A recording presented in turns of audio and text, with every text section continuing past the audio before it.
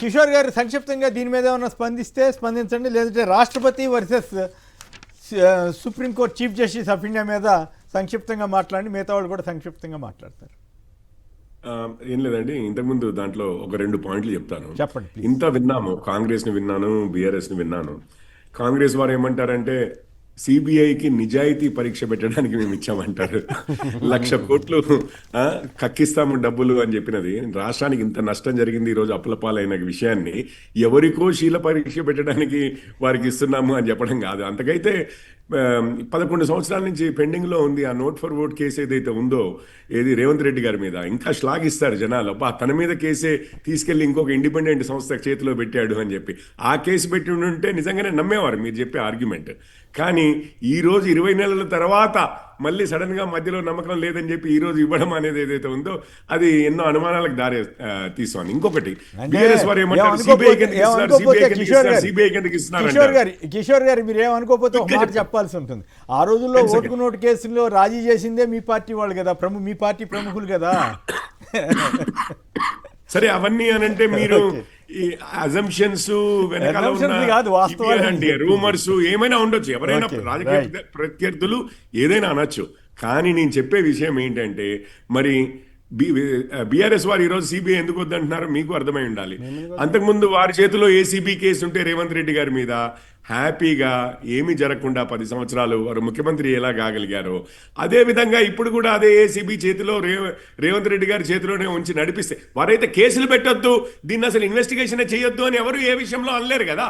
CBI మాత్రం వద్దు అంటున్నారంటే ఇద్దరికీ తెలిసిన విషయమే.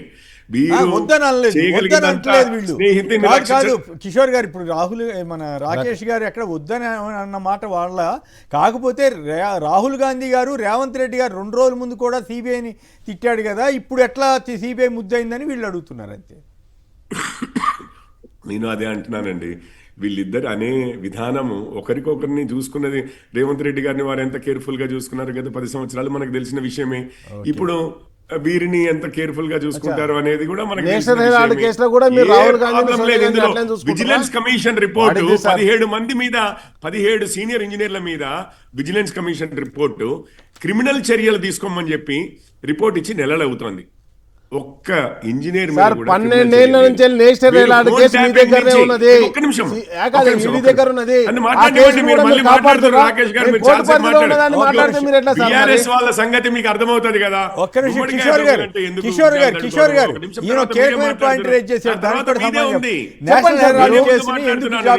మాట్లాడట్లేదు రాకేష్ గారు, మీది ఉంది తప్పనిసరిగా 17 మీద యాక్షన్ తీసుకోమని, క్రిమినల్ చర్యలు తీసుకోమని, ఇంకో 30 మంది మీద అనుకుంటాను డిపార్ట్మెంటల్ చర్యలు తీసుకోమని. ఇంతవరకు ఏ యాక్షన్ లేదండి.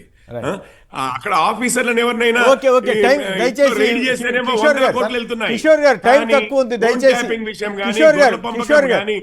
కోళ్ళ దానా గానీ గుడ్ల విషయం గానీ ఏదైనా గానీ ఇంతవరకు కిషోర్ గారు టైం తక్కువ ఉంది, టైం 3 నిమిషాలు ఉంది. దయచేసి కిషోర్ గారు ఏమనుకో, దయచేసి టైం 3 నిమిషాలు ఉంది. ఈ సుప్రీంకోర్టు వ్యాఖ్యల మీద కూడా సంక్షిప్తంగా ఒక మాటలో చెబితే మిగతా ఇద్దరు కూడా మాట్లాడతారు. నేను జస్ట్ బ్రీఫ్ గా హెడ్లైన్ చూశానండి, ఏమంటున్నారు అనేది డీటెయిల్స్ అయితే చూడలేదు. కాకపోతే విషయం ఏంటి అని అంటే గవర్నరు ప్రెసిడెంట్ ఎంత టైం తీసుకోవచ్చా లేదా అని చెప్పి. నేను చిన్నప్పుడు పుస్తకాల్లో చదివింది పాకెట్ వీటో అని చెప్పి.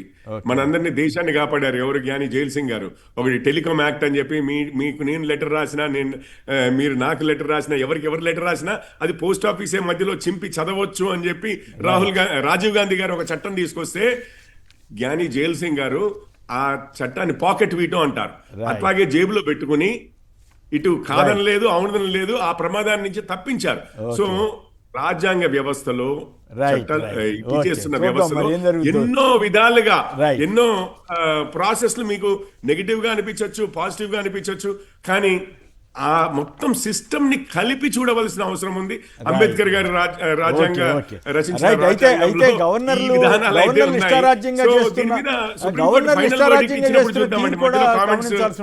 నేను ఒక మాట చెప్తాను. ఏదైతే మేము 2 ఎమ్మెల్సీలను ప్రపోజ్ చేసి గవర్నర్ గారికి పంపించినప్పుడు, దాసరి శ్రవణ్ గారిని సత్య గారిని పంపించినప్పుడు వాళ్ళిద్దరు రాజకీయ పార్టీలతో అనుబంధం ఉంది కాబట్టి వాళ్ళిద్దరిని రిజెక్ట్ చేస్తున్నా అని చెప్పేసి ఆ రోజు గవర్నర్ గా రిజెక్ట్ చేసేసారు 2 times.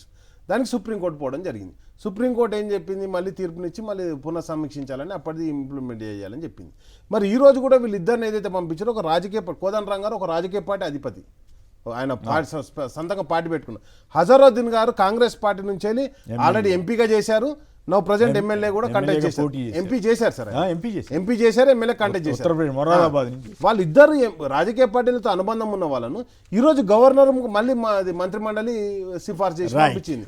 కాబట్టి మరి దాన్ని యాక్సెప్ట్ చేస్తే ఇందిరా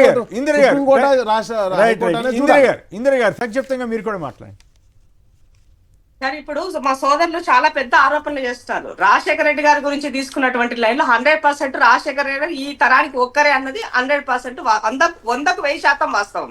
సో ఈ అంశాన్ని రేవంత్ రెడ్డి గారు చెప్పినటువంటి తప్పు పట్టినట్టుగా తను మాట్లాడుతున్నారు. అంటే గతంలో ఇలా అన్నారు, ఇప్పుడు ఇలా అన్నారు. అంటే అప్పుడు టీడీపీ లైన్ సార్, ఇప్పుడు ఏమన్నా కాంగ్రెస్ పార్టీలో ఉన్నారు. 100% తన సార్ లైన్ గుర్తుపెట్టుకోవాల్సిన అవసరం ఉంది. ఒక వ్యక్తిగా తనకు ఉన్నటువంటి ఏమంటారు ఆ దానిని ఎప్పుడు ఒకే రకంగా ఉండాల్సిన అవసరం లేదు. సిద్ధాంతాల ప్రకారం వెళ్తే సిద్ధాంతాల ప్రకారం ఫండే తీయాలి కదా, వ్యక్తిగత ఆరోపణలు చేయటం, వ్యక్తిగత ఆరోపణలు చేయలే కదా, మేము వ్యక్తిగతంగా చనిపోయిన వ్యక్తి మీద మాట్లాడుతాం. నా సమయం కిల్ చేయొద్దు.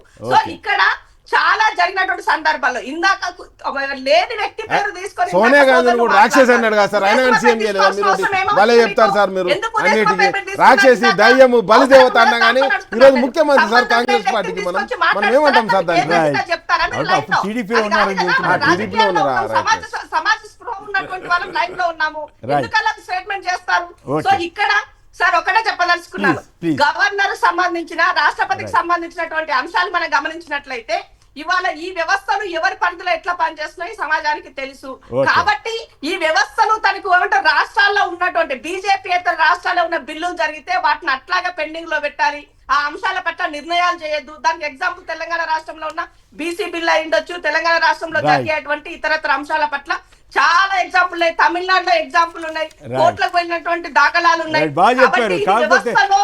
రాజ్యాంగాన్ని కాపాడాల్సిన వ్యవస్థలు బాగా చెప్పారు ఇందిర గారు చక్కగా చెప్పారు, బాగానే ఉంది. కానీ సిబిఐ దగ్గరికి వచ్చేసరికి కొంచెం మీ కాంగ్రెస్ పార్టీ ఇబ్బందులు పడేటట్టుగా కనపడతా ఉంది. అంటే వైఖరి మార్చుకోండి, తప్పేం కాదు, పంపించేసి ఆ వైఖరి కాదు, సిబిఐ మీద సిబిఐ మీద మార్చుకున్నారు సార్, వైఖరే మార్చుకున్నారని నడుపుతలేను, రాజకీయ పార్టీ నడుపుతున్నా. మీరు రాజకీయ పార్టీ నడుపుతున్నారు, బీజేపీ కప్పుడు అంతే. కాంగ్రెస్ పార్టీ బీజేపీకి తాకట్టు పెట్టారు. మీ ముఖ్యమంత్రి గారు బీజేపీతో ములాఖాత్ అయ్యారని చెప్పరాదు, చంద్రబాబు నాయుడు త్రూ బీజేపీ అది ములాఖాత్ అయ్యారని చెప్పండి. తెలంగాణ కాంగ్రెస్